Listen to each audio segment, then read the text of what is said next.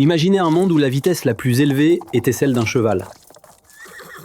Un monde où un voyage entre deux villes prenait des jours et non des heures.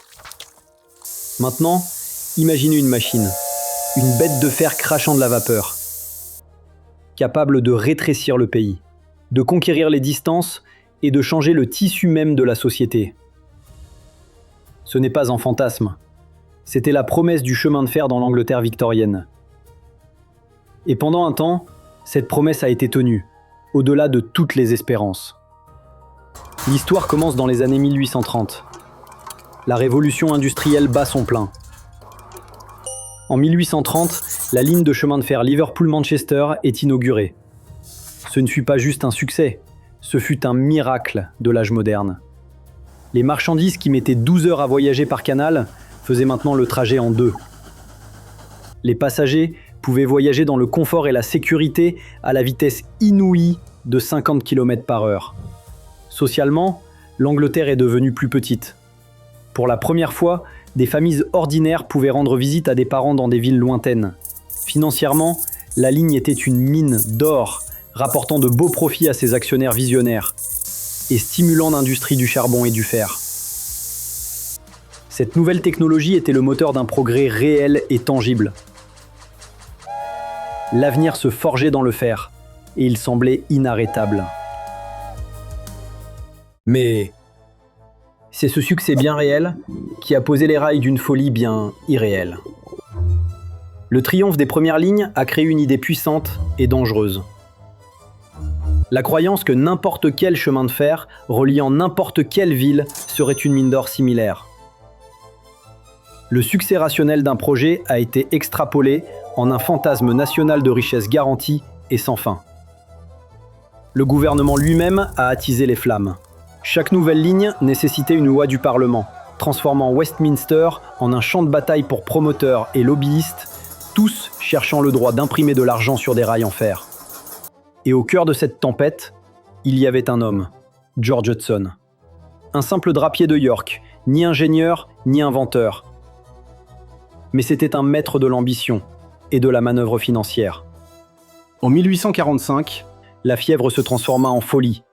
Cette année-là, le Parlement examina plus de 800 propositions de nouvelles lignes. Une carte animée de la Grande-Bretagne montrerait une toile d'araignée de tracé absurde et qui se chevauche. Et la fièvre du rail n'était pas qu'une maladie britannique.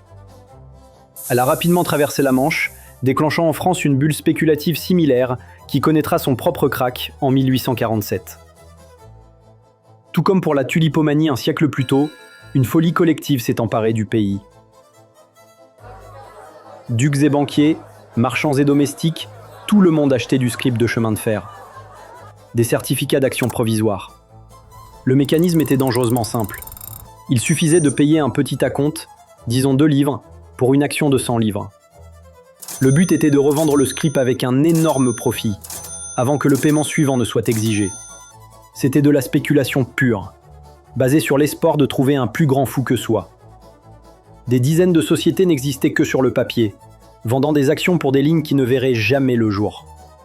C'était une arnaque digne de Gregor MacGregor, où la carte était plus réelle que le territoire. Pendant un temps, la fête a continué, mais aucune bulle ne dure éternellement. Fin 1845, la Banque d'Angleterre augmente ses taux d'intérêt. L'argent devint plus rare. Les spéculateurs durent soudain trouver de l'argent réel pour payer les prochains versements de leurs actions. La panique a commencé. Les investisseurs ont réalisé que la Grande-Bretagne ne pourrait jamais construire ni financer toutes les lignes approuvées. Les profits promis n'étaient qu'une illusion. Tout le monde s'est précipité pour vendre en même temps, mais il n'y avait plus d'acheteurs. L'entière machine s'est effondrée. Le cours des actions, même des compagnies légitimes, a plongé. Les fortunes se sont évaporées en une nuit. Des milliers de familles qui avaient misé les économies d'une vie sur la promesse de la vapeur se sont retrouvées avec rien d'autre que du papier sans valeur. Et le roi du rail, l'empire de George Hudson, s'est écroulé. On a découvert qu'il avait commis le péché capital de la finance. Pour maintenir l'illusion de la rentabilité, il versait des dividendes non pas avec les bénéfices, mais directement avec le capital des investisseurs. Des décennies avant que l'homme qui lui a donné son nom ne devienne célèbre, Hudson avait perfectionné sa propre combine de Ponzi. Démasqué comme un escroc, l'homme le plus puissant du monde ferroviaire s'est retrouvé ruiné et déshonoré. Sa chute fut le symbole du krach de toute une nation. Alors, que pouvons-nous apprendre de cette folie de l'ère victorienne ? D'abord, le krach n'a pas signé la fin du chemin de fer. Malgré la ruine financière, beaucoup des lignes essentielles ont finalement été construites. Elles sont devenues l'épine dorsale de la Grande-Bretagne moderne. Et ceci révèle la leçon la plus cruciale de la Railway Mania. Elle est le modèle parfait de chaque bulle technologique qui a suivi, en particulier le krach de la bulle Internet à la fin des années 90. La leçon est la suivante. Il faut apprendre à séparer une technologie révolutionnaire d'une bulle spéculative.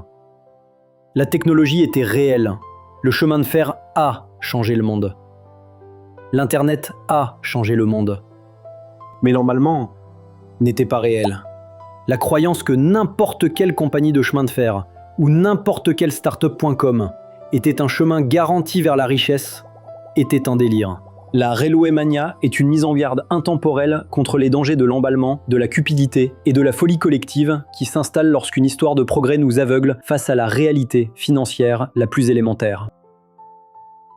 Elle nous enseigne que lorsque tout le monde est certain d'avoir trouvé un billet aller simple pour la richesse, un krach attend souvent à la gare suivante. Si cette plongée dans les grandes tempêtes financières de l'histoire vous a plu, abonnez-vous pour ne pas manquer le prochain épisode. Et vous, quelle grande crise historique aimeriez-vous que l'on explore ? Dites-le nous en commentaire.